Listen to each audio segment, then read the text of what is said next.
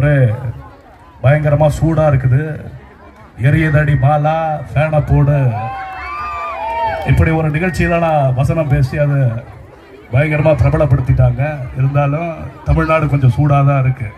சீக்கிரமாக நீங்கள் அன்பென்னும் அந்த ஒரு குளிர்ச்சியை வந்து தமிழ்நாட்டுக்கு தரணும் நான் வேண்டி விரும்பி கேட்டுக்கிட்டு விடைபெறுகிறேன். நீங்க லோகிதாவுடைய இந்த நிகழ்ச்சிக்கு வந்து நீங்க எல்லாருமே வாழ்த்துக்கிட்டு இருக்கீங்க. அந்த பொண்ணு இன்னும் நீங்க நல்லா நீங்க நிறைய சாதனை படைக்கணும்.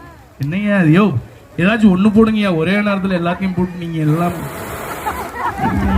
நீங்க என்ன சொல்றதுன்னு தெரியல. அதுப்பாவும் அது தனியா சுத்திட்டு குழந்தைங்க அப்படிதான் இருக்கணும். இதுக்காக தான் நாங்க இதை போட்டோம். குழந்தைங்க எல்லாம் நீங்க சந்தோஷமா இருக்கணும். அது போட்டோ எடுத்தீங்கன்னா பிரமாதமா வரும்.